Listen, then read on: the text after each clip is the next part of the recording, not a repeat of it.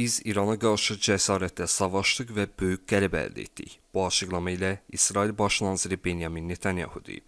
O qeyd edib ki, İran üzərində qələbə sülh sazişlərinin dramatik şəkildə genişləndirilməsi üçün fürsət yaradır.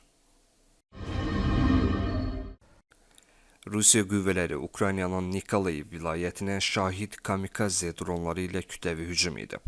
Hava hücumundan müdafiə sistemləri hücumların qarşısını alıb. Nikolayev vilayətində hava həyəcanı siqnalı elan edilib. İsraillə son münaqişə zamanı İranın nüvə obyektlərinə ciddi ziyan dəyib və Atom Enerjisi Təşkilatı zərərin qiymətləndirilməsini aparır. Bu barədə İran Xarici İşlər Naziri Abbas Araqçi deyib. Ekspertlərimiz ciddi ziyan qeydə alıb. Eyni zamanda Tehran Magneti'nin baş direktoru Rafael Grossi'nin səfərini məqsədə uyğun hesab etmir. Ukrayna Xəyalət xüsusi təyinatlı dronları Krımda Rusiyaya məxsus S-400 sistemini məhv edib. Bu barədə Ukrayna Baş Kəşfiyyat İdarəsi məlumat yayıb. Qeyd olunub ki, dron idarə etmə və aşkarlama radarlarına, eləcə də buraxılış qurğusuna zərbə endirib.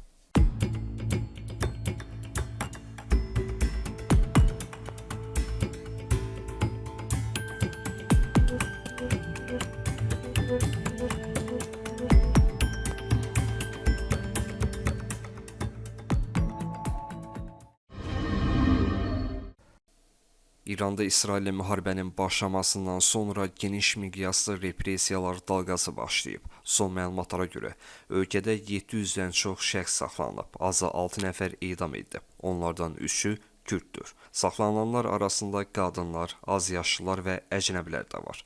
Onlardan biri Avropa ölkəsi vətəndaşı, ikisi isə Əfqanistandandır. Onların saxlanma səbəbləri kimi casusluq, diversiya fəaliyyəti və ictimai qaydanı pozma kimi ithamlar irəli sürülüb. Əməliyyatların əsasən Kürd regionlarında aparıldığı qeyd olunur. İsrail İranın ali rəhbəri Əli Xameneyini aradan qaldırmaq niyyətindədir, lakin bunun üçün real imkan yaranmayıb. Bunu İsrailin müdafiə naziri İsrail Katz deyib. Əgər o bizim hədəf zonamızda olsaydı, onu aradan qaldırardıq. Biz Xameneyini məhv etmək istəyirdik, lakin əməliyyat üçün şərait yaranmadı. Nazirə bu istiqamətdə ABŞ-dan razılıq alınıb-alınmadığı soruşulub. Katz bu suala belə cavab verib. Belə məsələlər üçün bizə icazə lazım deyil. İsrail mətbuatında maraqlı bir video yayılıb. Qeyd olunur ki, ABŞ-ın B-2 bombardımançıları tərəfindən Q-57 bombaları ilə Fordo obyektinə endirilən zərbələrdən sonra İsrailin xüsusi təyinatlı qüvvələri əraziyə daxil olaraq ziyanın miqyasını yoxlayıblar. İddia olunur ki, bu videoda İsrail xüsusi təyinatları tərəfindən çəkilib. Bu barədə politoloq Kamran Cəfərov deyib. Əgər həqiqətən elədirsə, deməli Fordoya gerçəkdən çox ziyan vurulub. Ona görə ki, videoda sağda və solda uranın zənginləşdirilməsi üçün istifadə olunan sentrifuqaları görə bilərsiniz. İsrail xüsusi təyinatlarının İranın ərazisində yerləşən ən qorunan obyektə rahat şəkildə girib çıxması da çox önəmli məsələdir.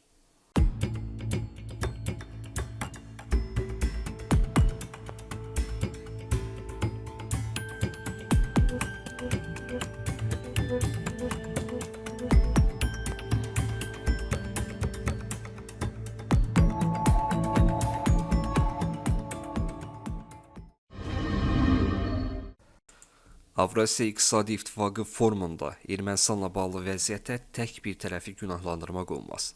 Bunu Belarus prezidenti Aleksandr Lukashenko deyib. Belarus lideri Ermənistanın baş naziri Nikol Paşinyanın video bağlantı vasitəsilə forumun iclasında iştirak etdiyini xatırladıb.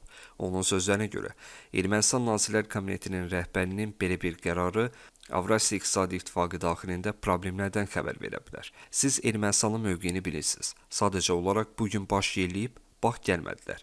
Belə-belədirlər. Demək asandır. Biz bunu bacarırıq. Amma əgər nəsə baş verirsə, bunda tək bir tərəf günahkar ola bilməz. Biz səbəbləri başqa tərəfdə də axtarmalıyıq. Yəqin ki, burada hər şey qaydasında deyil. Biz bunu bir kənara qoya bilmərik, deyə Lukashenko qeyd edib. İran münaqişənin 12 günlük eskalasiya mərhələsində İsrailə təxminən 550 raket və 1000-dən çox pilotsuz uçuş aparatı atıb. Bunu İsrail Baş nazirinin ofisinin müşaviri Dmitri Gendelman deyib. Onun sözlərinə görə, İrandan atəşə tutulması nəticəsində 28 nəfər ölüb, 1472 nəfər yaralanıb. Gendelman qeyd edib ki, həkimlər 15 yaralının vəziyyətini ağır, 58-nin vəziyyətini orta ağır dəyərləndirir. O qeyd edib ki, 1399 nəfər isə yüngül xəsarət alıb. ABŞ İrana qarşı hərbi əməliyyatda İsraili dəstəkləməklə güc balansını öz xeyrinə dəyişə bilmədi. Bu barədə İslam İnqilabı Keşikçiləri Korpusunun bəyanatında deyilir. Məğlub və cinayətkar Amerika ordusunun İsrail hərbiçilərinə dəstək məqsədi ilə qarşı durmaya girməsi güc balansına təsir göstərə və İranın hərbi üstünlüyünü zəiflədə bilmədi.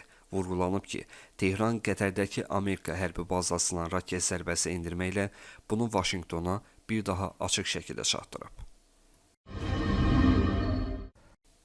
İranın raket hücumları nəticəsində İsrailə dəymiş ziyan təxminən 3 milyard dollar dəyərində qiymətləndirilir.